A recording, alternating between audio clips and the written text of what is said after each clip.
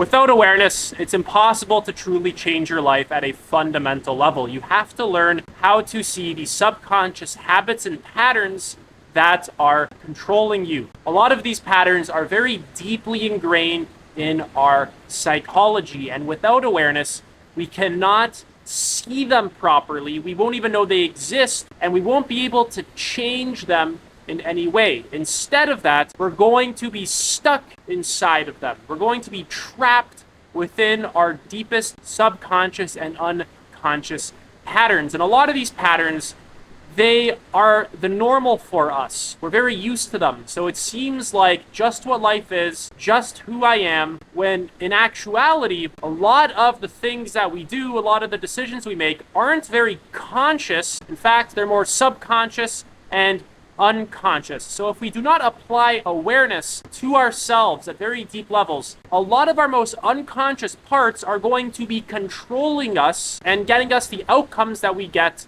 in our life. I know this sounds a little bit abstract, but bear with me. So you are very deeply controlled by subconscious and unconscious forces, whether you like it or not. The faster you can admit that to yourself, the better.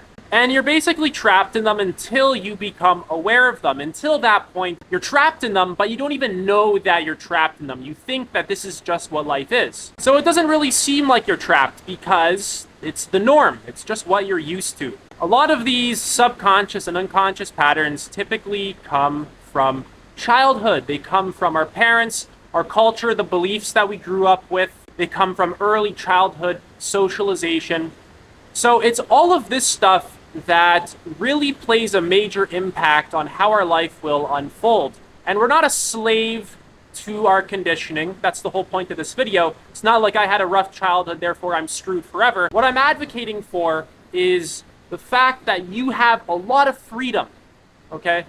You have a lot of power over your own psychology, over your own consciousness. You just have to learn to reflect on it and actually witness it consciously. You have to actually learn how to investigate the nature of your own mind so that you can make powerful changes for yourself. And if you don't take this kind of stuff seriously, you're going to just remain at the status quo. You're going to remain fairly mediocre. The choices you make are going to be mediocre. Your relationships will be mediocre. Your career will be mediocre. Your health will be mediocre. Your personal development will be mediocre. So a lot of the experiences that happen to us in childhood don't just, leave. They have major impacts on the kinds of sexual partners we choose, the careers we choose, the kinds of foods that we eat, whether or not we take care of our health or not. So this is a pretty large topic. So a lot of these factors control your decision making, and you're not even conscious of it. They're just all happening below the surface. And it doesn't really seem like this is the case to your everyday experience, to your everyday conscious awareness. It just seems like you're kind of living life, going through the motions, going to work, going to go talk to your boyfriend or girlfriend, going to the fridge to get some food. But so much of this is just impacted by your most unconscious conditioning. See, a very practical example of this is when you go to the kitchen to get food. If you actually look at why you eat most of the time, a large portion of that time is probably for entertainment and not for health, not to fuel yourself and truly nourish yourself. A lot of it is probably because you're bored. So we actually have to investigate our life very deeply. We have to look at the choices that we're making everywhere in our life, with all of our relationships, with our career, with the foods that we choose to put in our body, with our daily habits, with whether or not we meditate, with whether or not we even care about emotional intelligence, self-awareness. So this kind of stuff has major impacts on every domain of your life. I want to talk a little bit about how to actually build awareness so that you can make very fundamental changes across the board in every domain of your life. The number one is meditation. This is basically just self-observation. A lot of people, before they start meditating, they have a lot of resistance to it. They think it's new agey or hippy-dippy or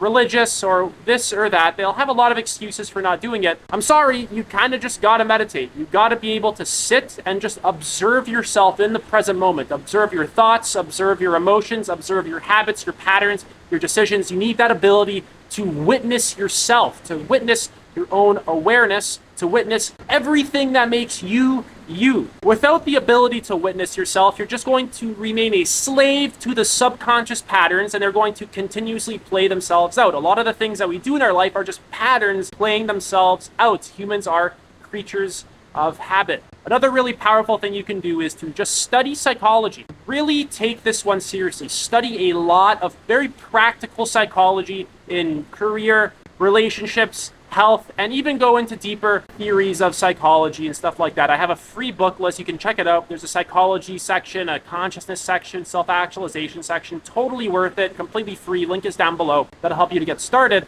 But take this one very seriously. Another really good way to build awareness is by looking at the things that prevent you from building awareness. So what is that? It's probably distractions, scrolling on social media, eating junk food, excessive entertainment, hanging out with friends too much, for example. Doesn't mean you can't ever hang out with your friends. But what this means is that there's a lot of things that pull you away from yourself. There's things that are pulling you away from reflecting. There's things that are pulling you away from becoming more conscious, and you have to see those as threatening. You have to see them as distractions. This doesn't mean that you can't ever eat chocolate cake ever again. This doesn't mean that you can't ever go out with friends. What this means is that you are just going to be leveling up in your self-reflection. You're going to see this as very important for your life. Another really important point is to just eat clean foods, mostly fruits and vegetables.